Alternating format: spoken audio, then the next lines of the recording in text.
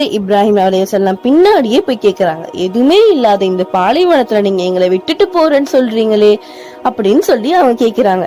இதை கேட்டு இப்ராஹிம் அலைஹிஸ்ஸலாம் அவங்க மனசு மாறிடும்னு நிக்காம நடந்து போய்கிட்டே இருக்காங்க. இது அவங்களுக்கு எவ்வளவு கஷ்டமான சூழ்நிலையா இருக்கும்னு பாருங்க. ஹஜ்ர் ரலியல்லாஹு அன்ஹுக்கு ஒண்ணுமே புரியாம பதட்டத்தோட இப்ராஹிம் நபி பின்னாடியே போறாங்க. நில்லுங்க, நீங்க எங்களை இங்க இப்படியே விட்டுட்டு போறீங்களே அப்படின்னு கேக்குறாங்க. இப்ராஹிம் அலைஹிஸ்ஸலாம் அமைதியா இருக்காங்க. இத பார்த்த ஹஜ்ர் ரலியல்லாஹு அன்ஹு, அல்லாஹு தஆலா தான் உங்களை இப்படி பண்ண சொல்லி கட்டளை இட்டானா அப்படின்னு கேக்குறாங்க. இப்ராஹிம் அலைஹிஸ்ஸலாம் அப்போதான் நிக்கிறாங்க.